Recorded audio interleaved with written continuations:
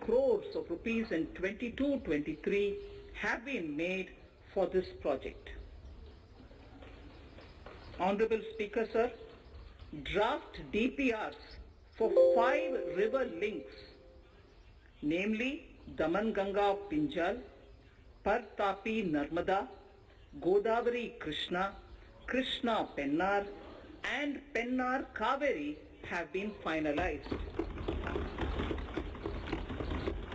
Once a consensus is reached among the beneficiary states, the Centre will provide support for their implementation. For farmers to adopt suitable varieties of fruits and vegetables and to use appropriate production and harvesting techniques, our government will provide a comprehensive package with participation of state governments. MSMEs, Udyam, eShram, NCS and ASEEM portals will be interlinked. Their scope will be widened. They will now perform as portals with live organic databases providing G2C, B2C and B2B services. These services will relate to credit facilitation, skilling and recruitment with an aim to further formalize the economy and enhance entrepreneurial opportunities for all. Emergency Credit Line Guarantee Scheme has provided the much needed additional credit to more than 130 lakh MSMEs. This has helped them mitigate the adverse impact of the pandemic. The hospitality and related services, especially those by micro and small enterprises, are yet to regain their pre-pandemic level of business. Considering these aspects, the ECLGS will be extended up to March 2023 and its guarantee cover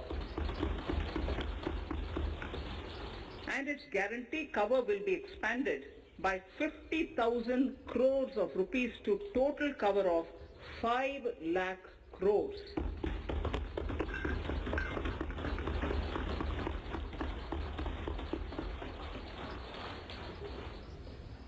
With the additional amount being earmarked exclusively for the hospitality and related sectors. Credit Guarantee Trust for Micro and Small Enterprises, CGT-MSE, scheme will be revamped with required infusion of funds. This will facilitate additional credit of 2 lakh crore for micro and small enterprises and expand employment opportunities.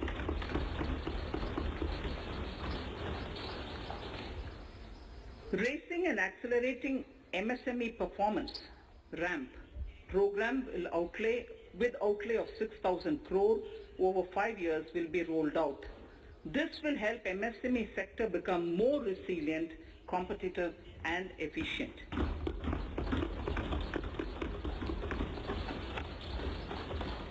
Skilling programs and partnership with the industry will be reoriented to promote continuous skilling avenues, sustainability and employability. The National Skill Qualification Framework will be aligned with dynamic industry needs. Digital ecosystem for skilling and livelihood, the Desh Stack e-portal, will be launched. This aims to empower citizens to skill, reskill or upskill through online training. It will also provide API-based trusted skill credentials, payment and discovery layers to find relevant jobs and entrepreneurial opportunities. Startups will be promoted to facilitate Drone Shakti through varied applications and for drone as a service.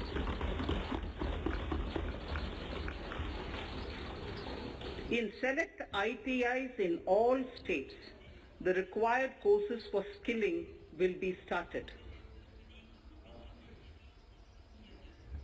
Due to the pandemic-induced closure of schools, our children, particularly in the rural areas and those from scheduled castes and scheduled tribes and other weaker sections, have lost almost 2 years of formal education. Mostly, these are children in government schools. We recognize the need to impart supplementary teaching and to build a resilient mechanism for education delivery. For this purpose, One Class, One TV channel program of PM E-Vidya will be expanded from 12 to 200 TV channels. This will enable all states to provide supplementary education in regional languages for classes 1 to 12.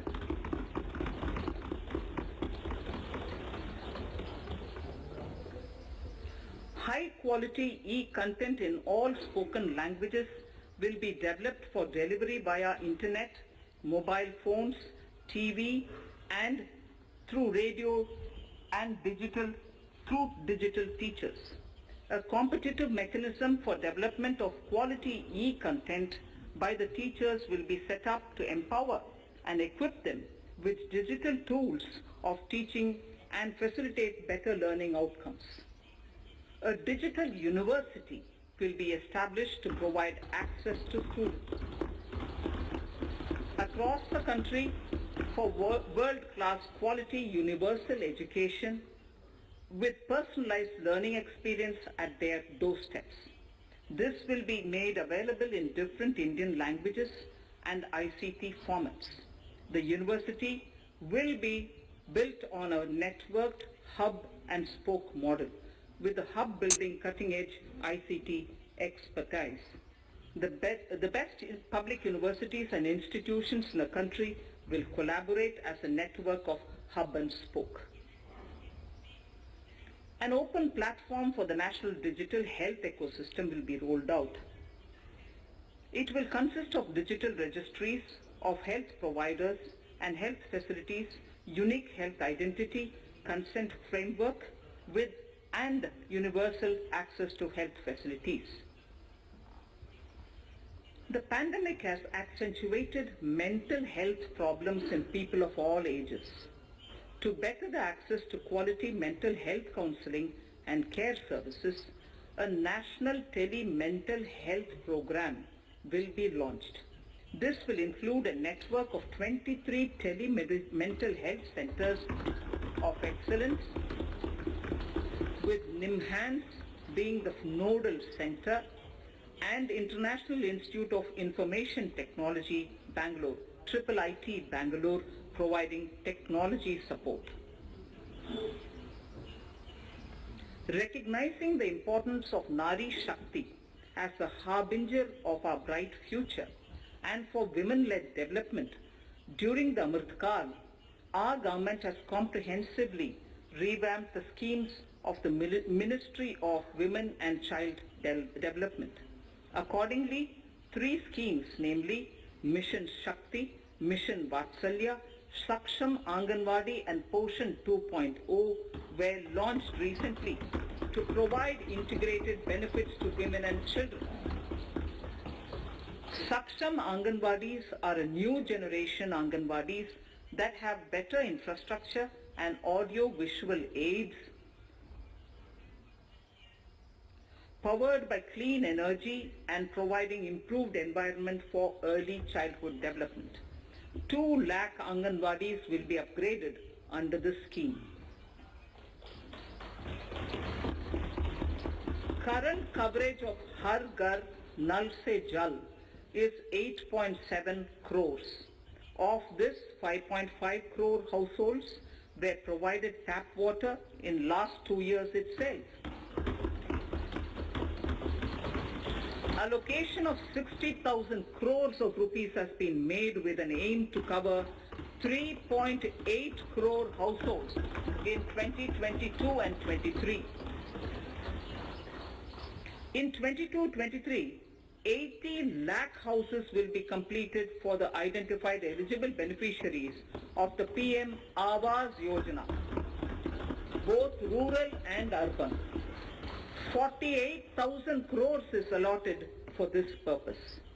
The central government will work with the state governments for reduction of time required for all land and construction related approvals, for promoting affordable housing for middle class and for the economically weaker sections in urban areas. We shall also work with the financial sector, regulators, to expand access to capital along with reduction in cost of intermediaries. A new scheme, Prime Minister's Development Initiative for the Northeast, will be implemented through the Northeastern Council. It will fund infrastructure in the spirit of PM Gati Shakti and social development projects based on felt needs of the Northeast. This will enable livelihood activities for youth and women, filling the gaps in various sectors. It will not be a substitute for existing central or state schemes. While the central ministries may also post their candidate projects, priority will be given to those posted by the states.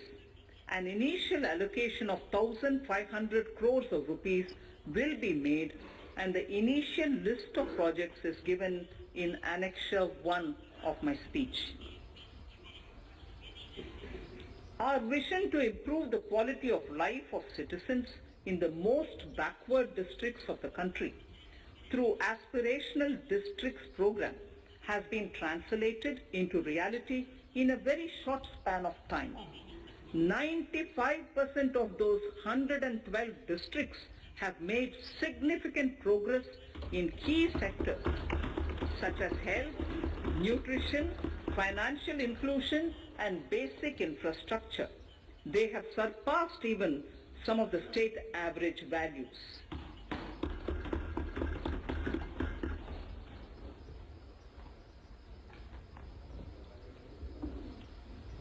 However, in those districts, some blocks continue to lag. In 22-23, the program will focus on such blocks in those districts. Border villages with sparse population, limited connectivity and infrastructure often get left out from the development gains. Such villages on the northern border will be covered under a new Vibrant Villages program. The activities will include construction of village infrastructure, housing, tourist centers, road connectivity, provisioning of decentralized renewable energy, direct-to-home access for Doordarshan and educational channels, and support for their livelihood generation. Additional funding for these activities will be provided. Existing schemes will be converged. We will define their outcomes and monitor them on a constant basis. In 2022, 100% of 1.5 lakh post offices will come on the core banking system, enabling financial inclusion and access to accounts through net banking, mobile banking, ATMs, and also provide online transfer of funds between post office accounts and bank accounts. This will be helpful especially for farmers and senior citizens in rural areas, enabling interoperability and financial inclusion. Honorable Speaker, sir, in recent years, digital banking, digital payments, and fintech innovations have grown at a rapid pace in the country. Government is continuously encouraging these sectors to ensure that the benefits of digital banking reach every nook and corner of the country in a consumer-friendly manner. Taking forward this agenda and to mark 75 years of our independence, it is proposed to set up 75 digital banking units in 75 districts of the country by scheduled commercial banks. The financial support for digital payment ecosystem announced in the previous budget will continue in 22-23 as well. This will encourage further adoption of digital payments. There will also be a focus to promote use of payment platforms that are economical and user-friendly. So I move to the next priority. In recent years, over 25,000 compliances were reduced and nearly 1,500 union laws were repealed. This is the result of our government's strong commitment for minimum government and maximum governance. 1,486 union laws were repealed. Our trust in the public and ease of doing business is what is highlighted here, sir. For the Amrit Kal, the next phase of ease of doing business 2.0 and ease of living will be launched. In our endeavor to improve productive efficiency of capital and human resources, we will follow the idea of trust-based governance. The new phase will be guided by an active involvement of the states, digitization of manual processes and interventions, integration of the central and state level systems through IT bridges, a single point access for all citizen-centric services, and standardization and removal of overlapping compliances. Crowdsourcing of suggestions and ground-level assessment of the impact with active involvement of citizens and businesses will be encouraged. A single window portal, Parivesh, for all green clearances was launched in 2018. It has been instrumental in reducing the time required for approvals significantly. The scope of this portal will be expanded to provide information to the applicants based on location of units. Information about specific approvals will be provided. It will enable application for all 4 approvals through a single form and tracking of the process through Centralized Processing Center Green, CPC Green. E-passports. The issuance of e-passports using embedded chip and futuristic technology will be rolled out in 22-23 to enhance the convenience for the citizens in their overseas travel. By the time of India at 100, nearly half our population is likely to be living in urban areas. To prepare for this, orderly urban development is of critical importance. This will help realize the country's economic potential, including livelihood opportunities for the demographic dividend.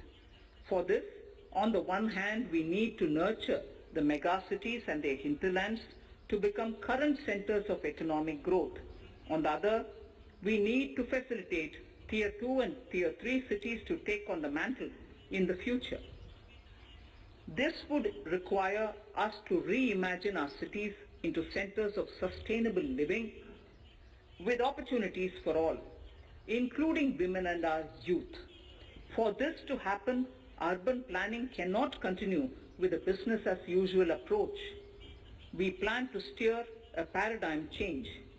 A high-level committee of reputed urban planners, urban economists, and institutions will be formed to make recommendations on urban sector policies, capacity building, planning, implementation, and governance.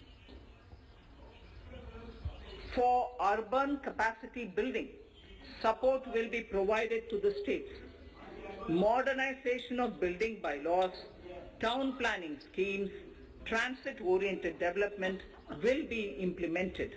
This will facilitate reforms for people to live and work closer to the mass transit systems.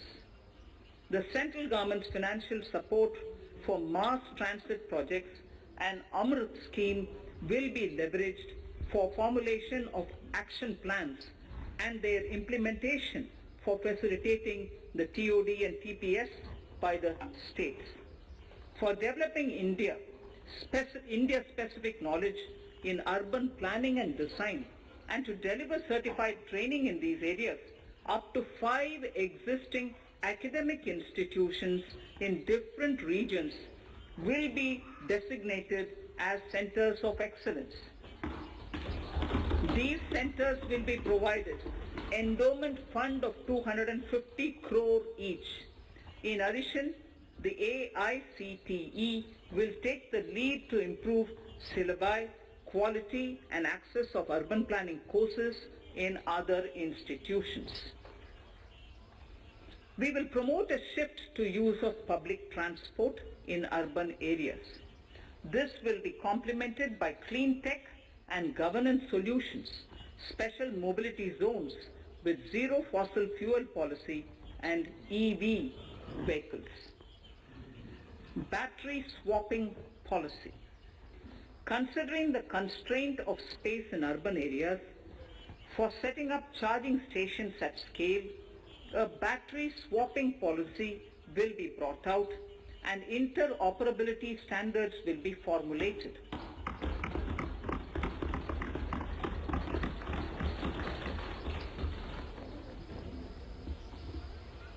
The private sector will be encouraged to develop sustainable and innovative business models for battery or energy as a service. This will improve efficiency in the EV ecosystem. Efficient use of land resources is a strong imperative. States will be encouraged to adopt unique land parcel identification number to facilitate IT-based management of records. The facility for transliteration of land records across any of the Schedule 8 languages will also be rolled out.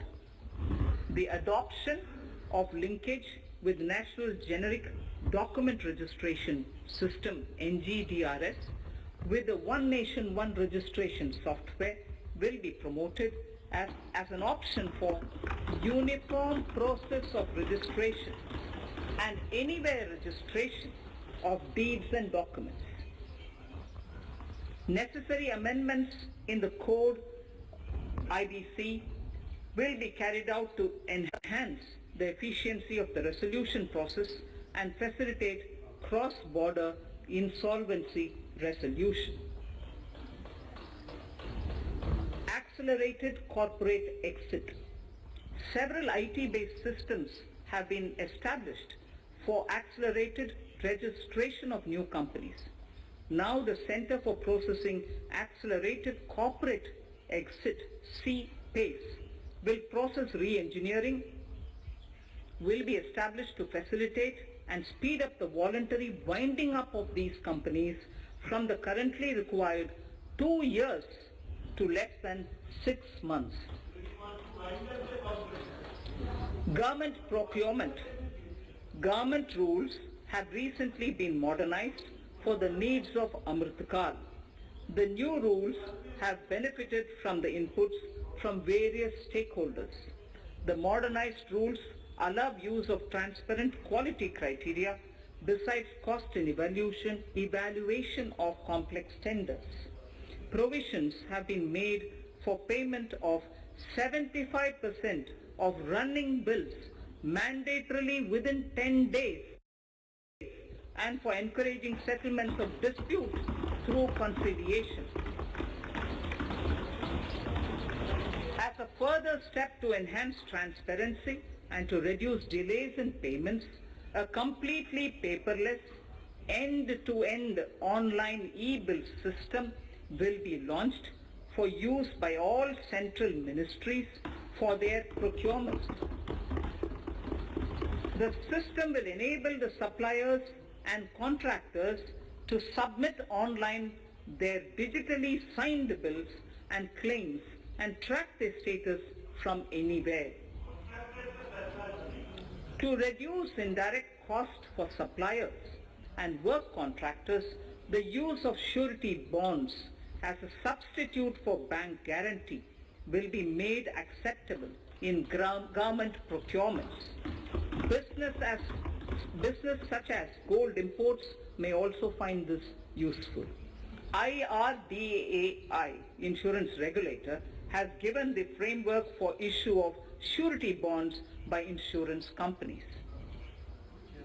AVGC Promotion Task Force. The animation, visual effects, gaming and comic, the AVGC sector, offers immense potential to employ youth. An AVGC Promotion Task Force with all stakeholders will be set up to recommend ways to realize this and build domestic capacity for serving our markets and the global demand. Telecom sector.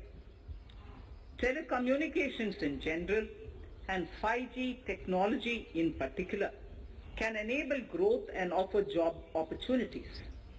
Required spectrum auctions will be conducted in 2022 to facilitate rollout of 5G mobile services within 2022-23 by private telecom providers. A scheme for design-led manufacturing will be launched to build a strong ecosystem for 5G as part of the production-linked incentive scheme. To enable affordable broadband and mobile service proliferation in rural and remote areas, 5% of annual collections under the Universal Service Obligation Fund will be allocated. This will promote R&D and commercialization of technologies and solutions. Our vision is that all villages and their residents should have the same access to e-services, communication facilities, and digital resources as urban areas and their residents. The contracts for laying optical fiber in all villages, including remote areas, will be awarded under the BharatNet project through PPP in 22 and 23. Completion is expected in 2025. Measures will be taken to enable better and more efficient use of the optical fiber. Export promotion.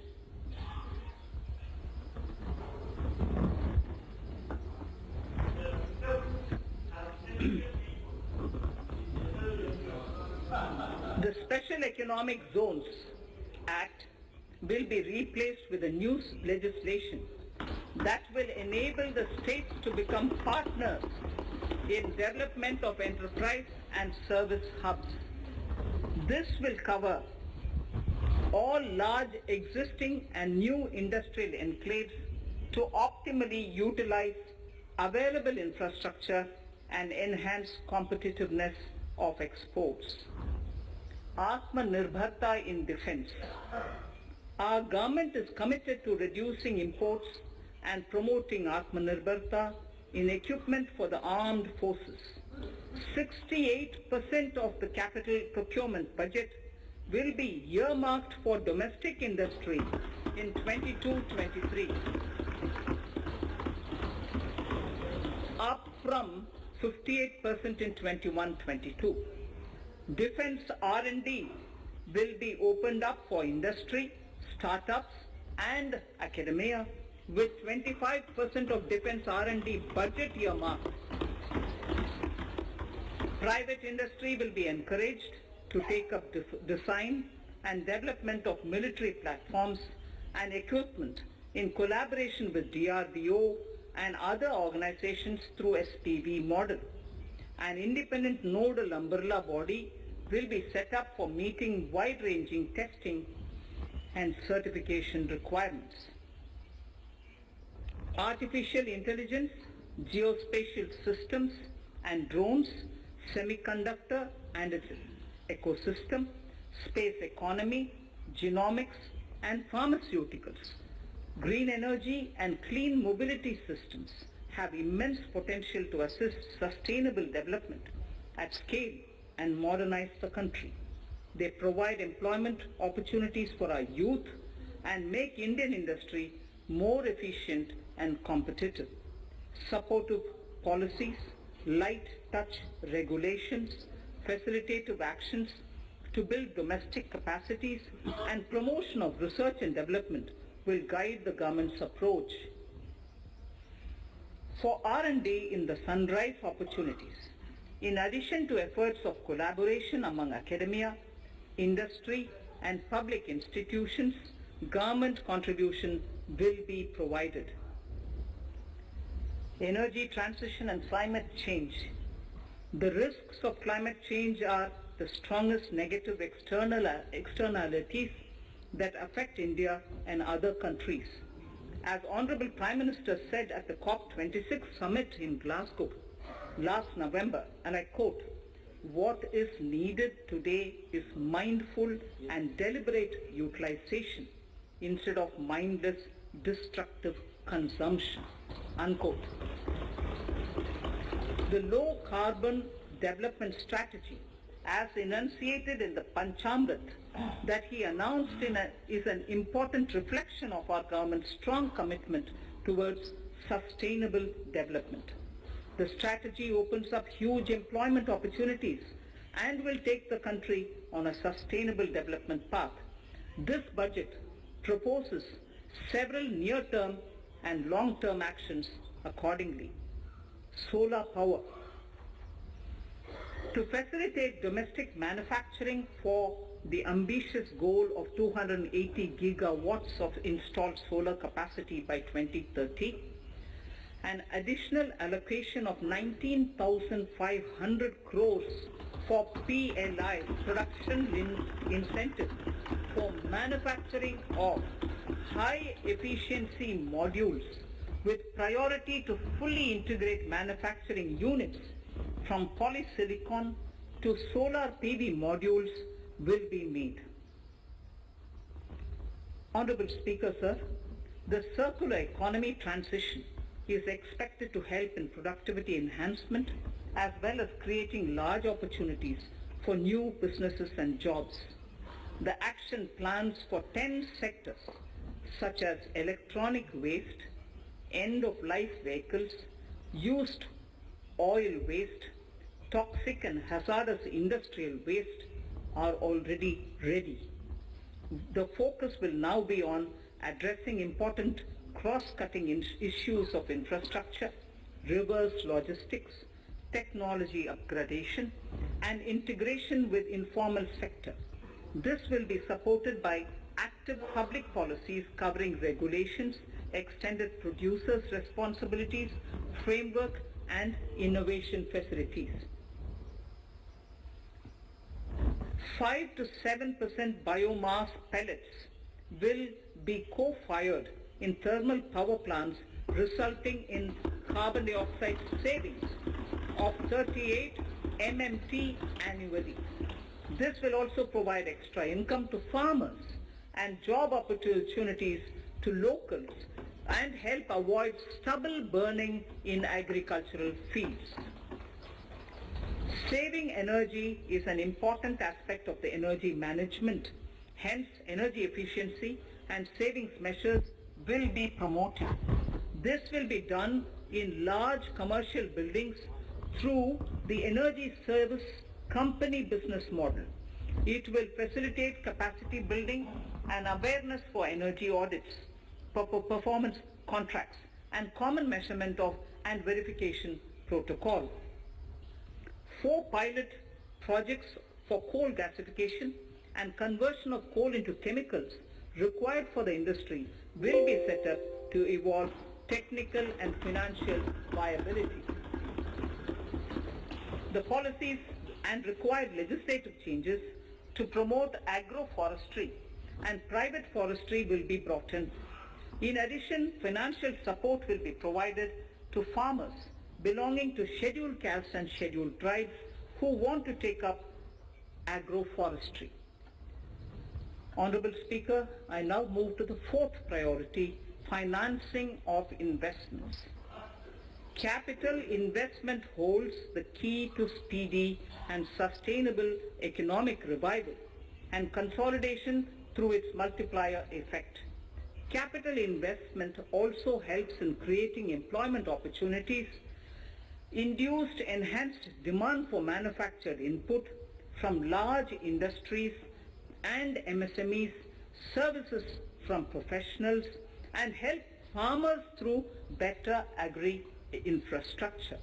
The economy has shown strong resilience to come out of the effects of the pandemic with high growth.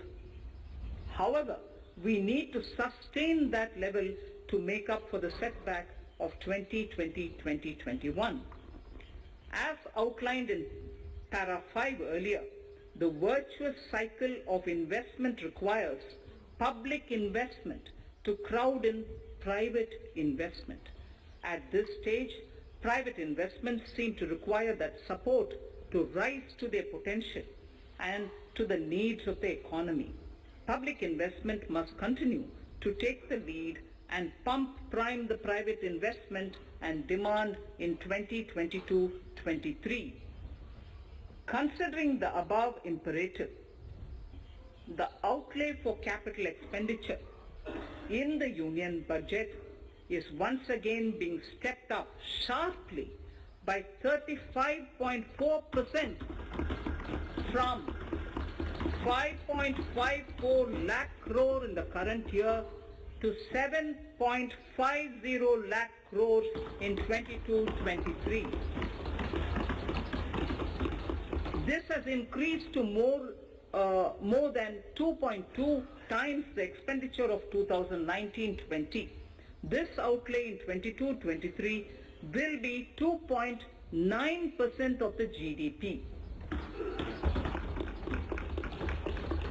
Effective capital expenditure.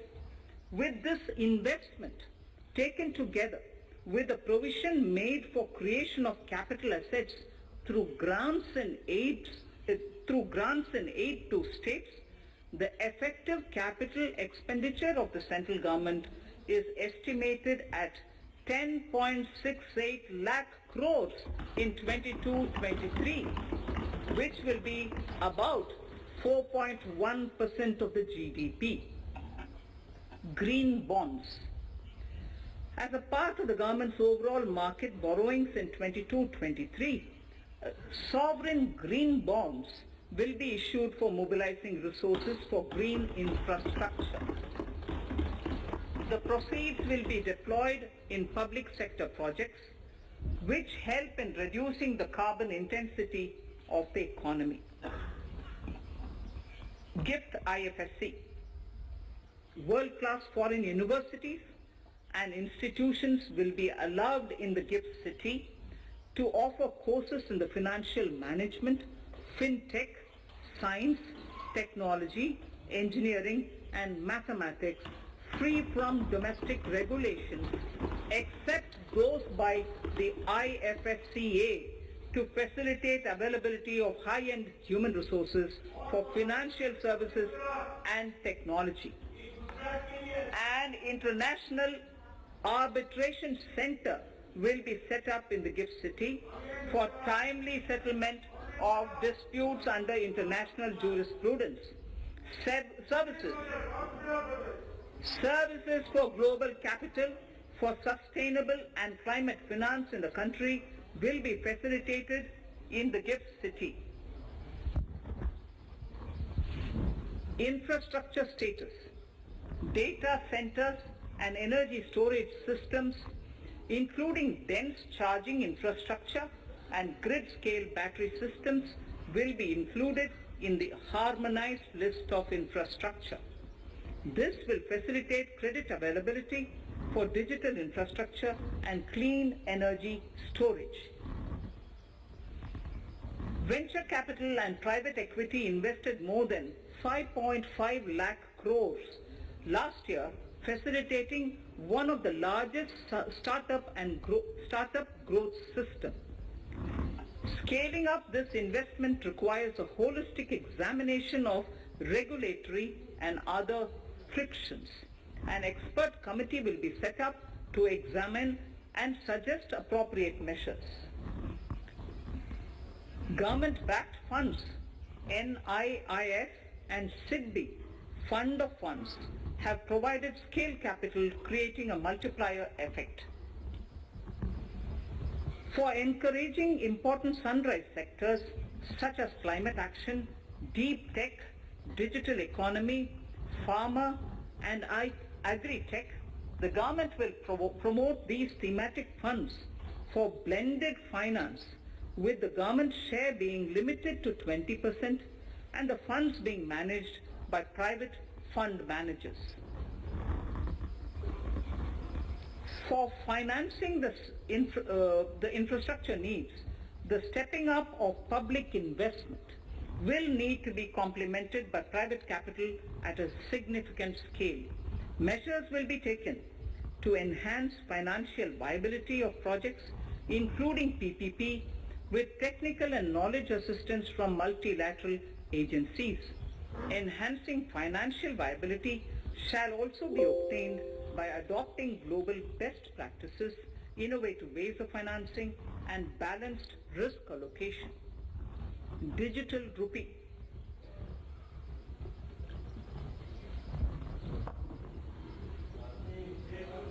Introduction of a central bank digital currency will give a big boost to digital economy. Digital currency will also lead to a more efficient and cheaper currency management system. It is therefore proposed to introduce digital rupee using blockchain and other technologies to be issued by the Reserve Bank of India starting 2022 and 23. Financial assistance to states for capital investment. Reflecting the true spirit of cooperative federalism, the central government is committed to bolstering the hands of the states in enhancing their capital investment towards creating productive assets and generating remunerative employment. The scheme for financial assistance to states for capital investment has been extremely well received by the states. In deference to the requests received during my meeting with the chief ministers and state finance ministers, the outlay for this scheme is being enhanced from 10,000 crores in the budget estimates to 15,000 crores in the revised estimates for the current year.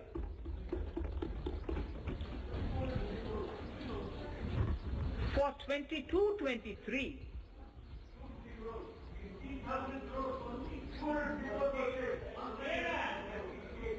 I'll repeat that sentence for the benefit of many of our honorable members.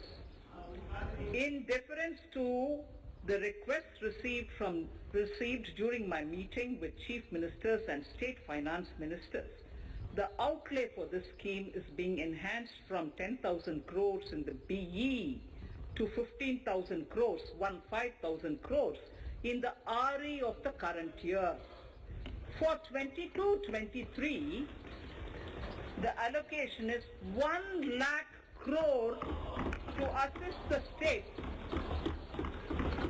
in catalyzing the overall investments in the economy. These 50-year interest-free loans are over and above the normal borrowings allowed to the states,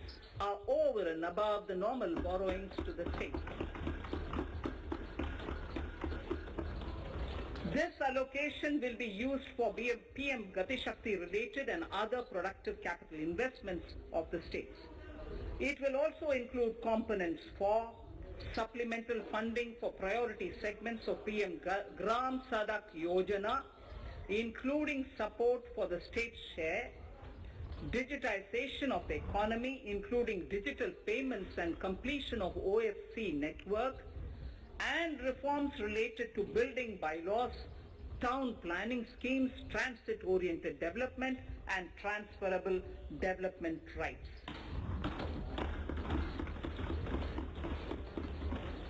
In 22-23, in accordance with the recommendations of the 15th Finance Commission, the states will be allowed a fiscal deficit of 4% of the GSDP, of which 0.5% will be tied to power sector reforms, for which the conditions have already been communicated in 21-22. Fiscal management. As against a total expenditure of 34.83 lakh crores of rupees projected in the BE 21-22, the revised estimate is 37.70 lakh crores. The revised estimate of capital expenditure is 6.3 lakh crores of rupees. This includes an amount of 51,971 crores towards settlement of outstanding guaranteed liabilities of Air India and its other sundry commitments. Coming to the budget estimates, Honorable Speaker, sir, the total expenditure in 22-23 is estimated at 39.45 lakh crores, while the total receipts other than borrowings are estimated at 22.84 lakh crores of rupees.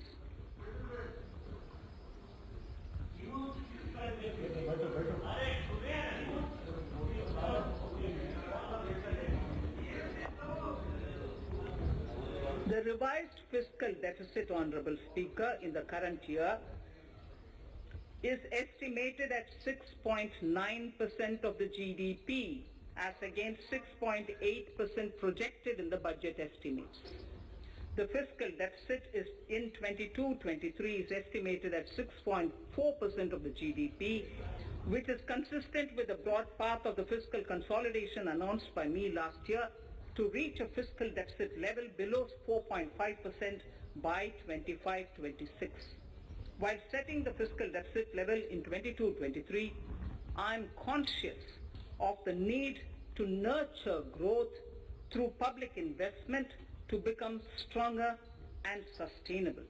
I will now move to part B of my speech.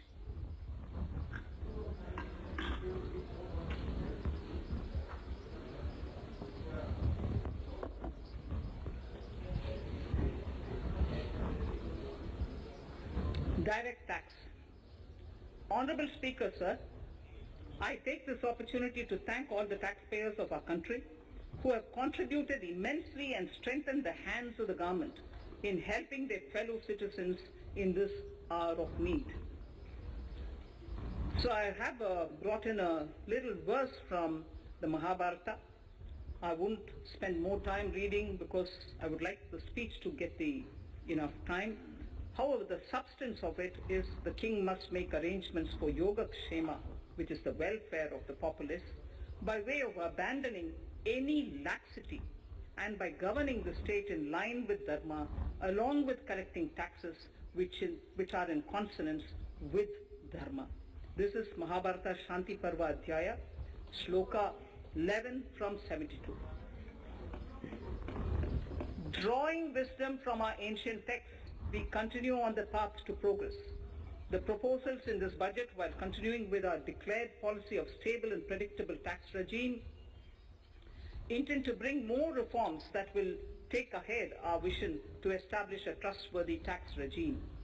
This will further simplify the tax system, promote voluntary compliance by taxpayers, and reduce litigation. Introducing new updated return. India is growing at an accelerated pace and people are undertaking multiple financial transactions. The Income Tax Department has established a robust framework of reporting of taxpayers' transactions. In this context, some taxpayers may realize that they have committed omissions or mistakes in correctly estimating their income for tax payment.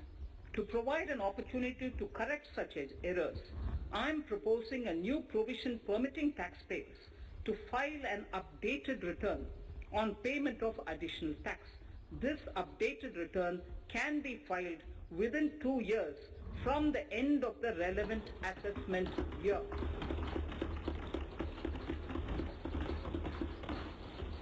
Honorable Speaker, sir, presently, if the department finds out that some income has been missed out by an assessee, it goes through a lengthy process of adjudication. Instead, with this proposal now, there will be a trust repost in the taxpayers that will enable the assessee herself to declare the income that she may have missed out earlier while filing her return. Full details of the proposal are given in the finance bill. It is an affirmative step in the direction of voluntary compliance.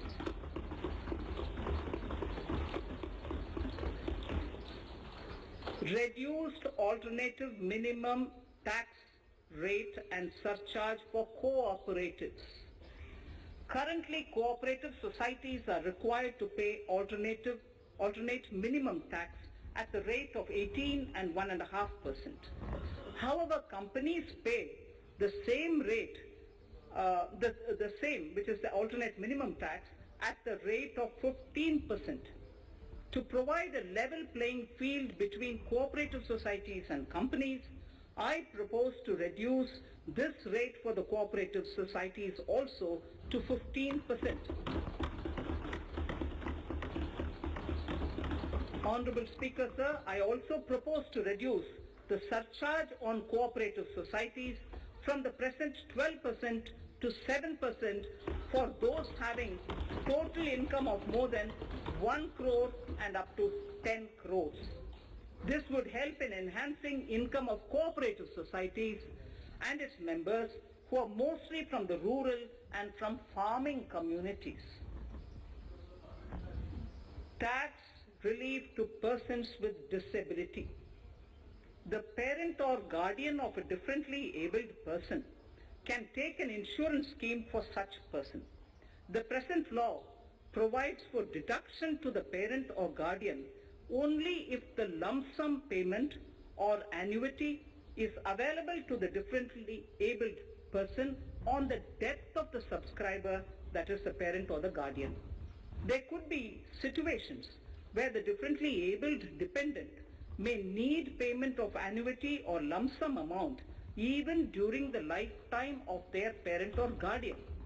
I propose thus to allow the payment of annuity and lump sum amount to the differently abled dependent during the lifetime of the parent and guardians, that is parent or guardians, attaining the age of 60 years. Parity between employees of the state and central governments. At present, the central government contributes 14% of the salary of its employee to the National Pension System, NPS, Tier 1. This is allowed as a deduction in computing the income of the employee. However, such deduction is allowed only to the extent of 10% of the salary in case of employees of the state governments. To provide equal treatment to both central and state government employees, I propose to increase the tax deduction limit from 10% to 14% on employers' contribution to the MPS account of state government employees as well. This would help in enhancing the social security benefits of the state government employees and bring them at par with central government employees. Incentives for startups. Startups have emerged as drivers of growth for our economy. Over the past few years, the country has seen a manifold increase in successful startups. Eligible startups established before 31/3/2022 had been provided a tax incentive for 3 consecutive years out of the 10 years from incorporation. In view of the COVID pandemic, I propose to extend the period of incorporation of the eligible startup by 1 more year, that is up to 31/3/2023, for providing such tax incentives.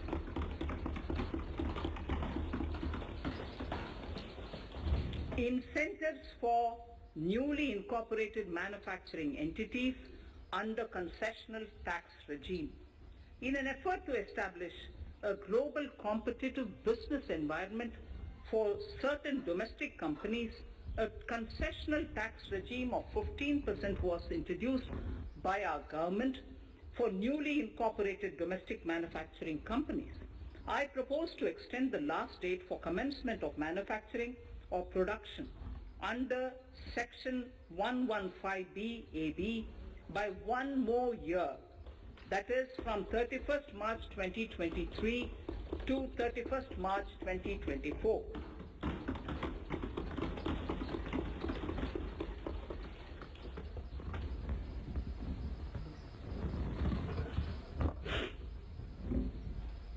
Scheme for taxation of virtual digital assets.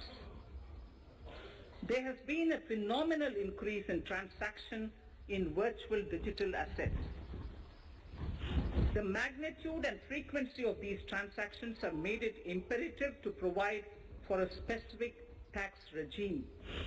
Accordingly, for the taxation of virtual digital assets, I propose to provide that any income from transfer of any virtual digital asset shall be taxed at the rate of 30%, 30%.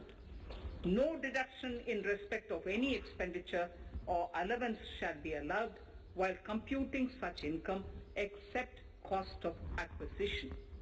Further, loss from transfer of virtual digital asset cannot be set off against any other income.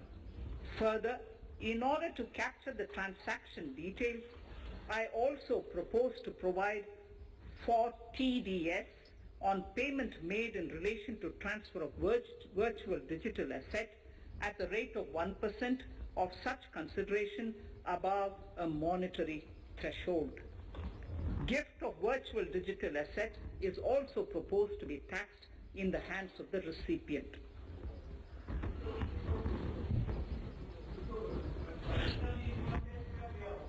Litigation management to avoid repetitive appeals by the department. It has been observed that a lot of time and resources are consumed in filing of appeals which involve identical issues.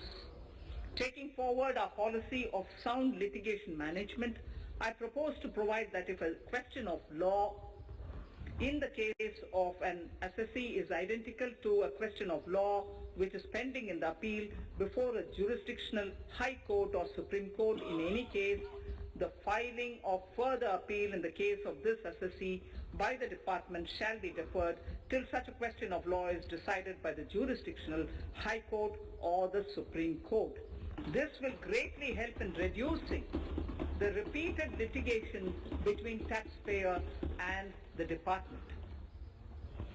Taking forward our efforts to further promote the IFSC, I hereby propose to provide that income of a non-resident from offshore derivative instruments or over-the-counter derivatives issued by an offshore banking unit, income from royalty and interest on account of lease of ship, and income received from portfolio management services in IFSC shall be exempt from tax subject to specified conditions. Rationalization of surcharge. In the globalized business world, there are several work contracts whose terms and conditions mandatorily require formation of a consortium. The members in the consortium are generally companies. In such cases, the income of these AOPs has to suffer a graded surcharge up to 37%, which is a lot more than surcharge on the individual companies. Accordingly, I propose to cap the surcharge of these AOPs at 15%, 15%. Further, the long-term capital gains on listed equity shares, units, etc. are liable to maximum surcharge of 15%, while other long-term capital gains are subjected to a graded surcharge which goes up to 37%. I propose to cap the surcharge on long-term capital gains arising on transfer of any type of assets at 15%. This step will give a boost to startup community, and along with my proposal on the extended tax benefits to manufacturing companies and startups, reaffirms our commitment to Atmanirbhar Bharat. Clarification in relation to health and education cess as business expenditure. The income tax is not an allowable expenditure for computation of business income. This includes tax as well as surcharges. The health and education cess is imposed as an additional surcharge on the taxpayer for funding specific government welfare programs. However, some courts have allowed health and education cess as business expenditure, which is against the legislative intent. To reiterate the legislative intent, I propose to clarify that any surcharge or cess on income and profits is not allowable as business expenditure. Deterrence against tax evasion. Honorable Speaker, sir, presently there is ambiguity regarding set-off of brought forward loss against undisclosed income detected in search operations. It has been observed that in many cases where undisclosed income or suppression of sales, etc. is detected, payment of tax is avoided by setting off of losses. In order to bring certainty and to increase deterrence among tax evaders, I propose to provide that no set-off of any loss shall be allowed against undisclosed income detected during search and survey operations.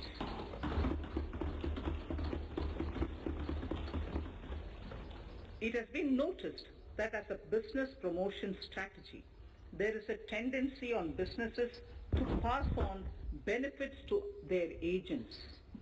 Such benefits are taxable in the hands of the agents. In order to track such transactions, I propose to provide for tax deduction by the person giving benefits if the aggregate value of such benefits exceeds 20,000 rupees during the financial year. A few other changes are being made, the details of which are there in the finance bill. Indirect taxes. So remarkable progress in GST. GST has been a landmark reform of independent India, showcasing the spirit of cooperative federalism.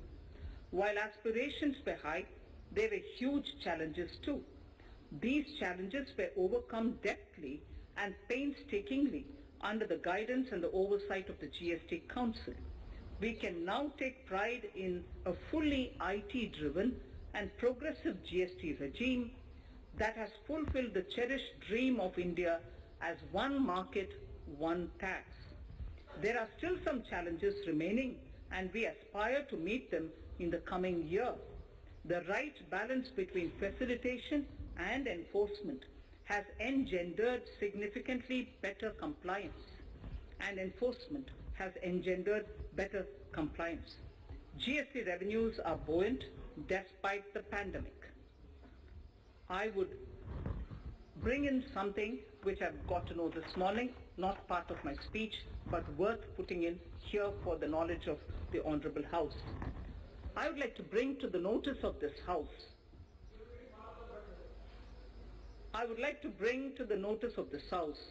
that the gross GST collections for the month of January 22 are rupees 1,40,986 crores, which is the highest since the inception of GST. This has been possible due to rapid economic growth recovery, post-COVID,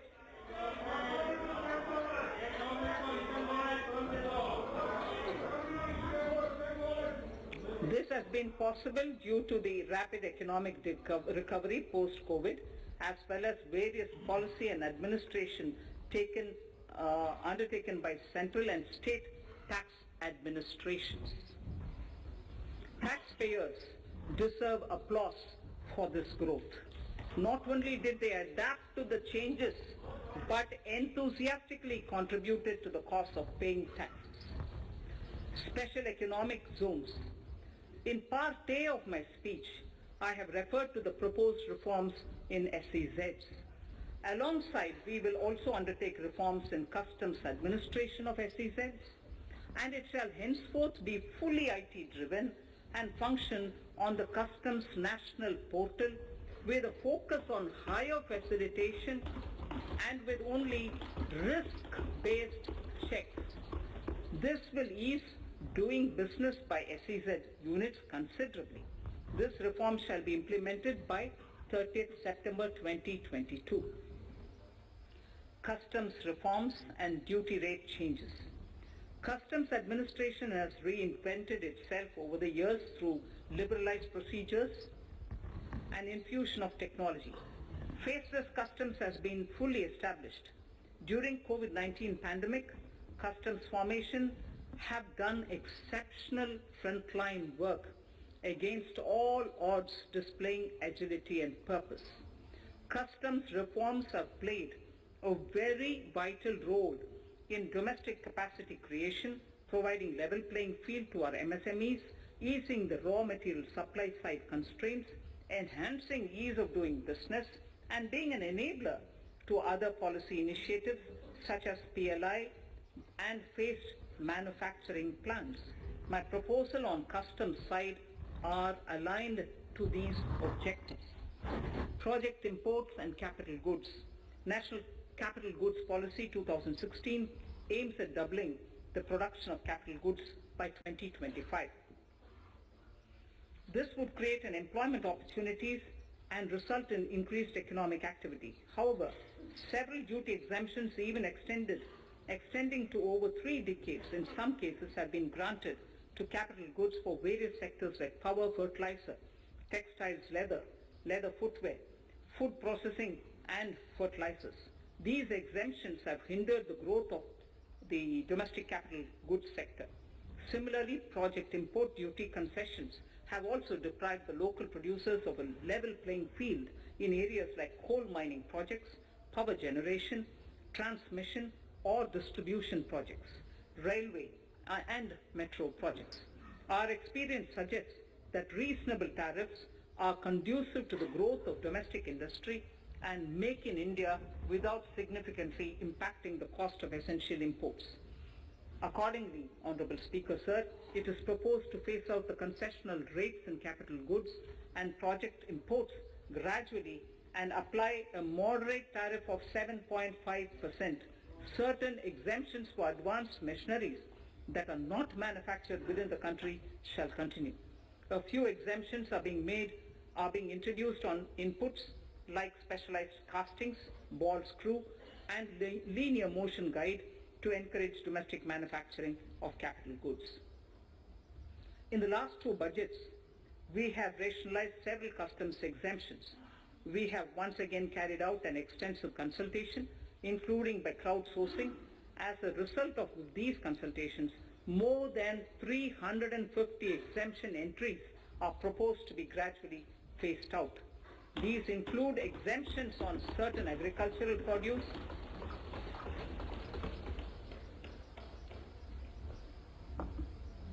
chemicals, fabrics, medical devices and drugs, and medicines for which sufficient domestic capacity exists. Further, as a simplification measure, several concessional rates are being incorporated in the customs tariff schedule itself instead of prescribing them through various notifications. This comprehensive review will simplify the customs rate and tariff structure, particularly for sectors like chemicals, textiles and metals, and minimize disputes. Removal of exemption on items which are or can be manufactured in India and providing concessional duties on raw material that go into manufacturing of intermediate products will go many a step forward in achieving our objective of Make in India and Atmanirbhar Bharat. I shall now take up specific sector-specific proposals. Electronics. Electronic manufacturing has been growing rapidly. Customs duty rates are being calibrated to provide a graded rate structure to facilitate domestic manufacturing of wearable devices, hearable devices, and electronic smart meters. Duty concessions are being given to parts of transformer of mobile phone chargers, and camera lens of mobile camera module and certain other such items.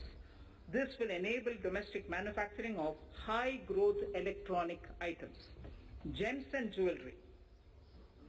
To give a boost to the gems and jewelry sector, customs duty on cut and polished diamonds and gemstones is being reduced to 5%. Simply sawn diamond would attract nil customs duty. To facilitate export of jewelry through e-commerce, a simplified regulatory framework shall be implemented by June this year. To disincentivize import of undervalued imitation jewelry, the customs duty on imitation jewelry is being prescribed in a manner that a duty of at least 400 rupees per kg is paid on its import. Chemicals. Customs duty on certain critical chemicals, namely methanol, acetic acid, and heavy feedstocks for petroleum refining are being reduced, while duty is being raised on sodium cyanide, for which adequate capacity in the domestic arena exists. These changes will help in enhancing domestic value addition. MSMEs. Duty on umbrellas is being raised to 20%. Exemption to parts of umbrellas is being withdrawn. Exemption is also being rationalized on implements and tools for agricultural sector which are manufactured in India. Customs duty exemption given to steel scrap last year is being extended for another year to provide relief to MSME secondary steel producers. Certain anti-dumping and CVD on stainless steel and coated steel flat products, bars of alloy steel and high-speed steel are being revoked in larger public interest considering prevailing high prices of metals. To incentivize exports, exemptions are being provided on items such as embellishment, trimmings, fasteners, buttons, zipper, lining material, specified leather, furniture fittings and packaging boxes that may be needed by bona fide exporters of handicrafts, textiles, leather garments, leather footwear and other goods. Honorable Speaker, sir, duty is being reduced on certain inputs required for shrimp aquaculture so as to promote its exports. Tariff measure to encourage blending of fuel. Blending of fuel is a priority for this government. To encourage the efforts for blending of fuel, unblended fuel shall attract an additional differential excise duty of rupees 2 per litre from first day of October 22. A few other changes are being made in duty rates, customs, tariff and customs law, the details of which are there in the finance bill. Mr. Speaker, sir, with these words, I commend the budget to this august House. Thank you. Item number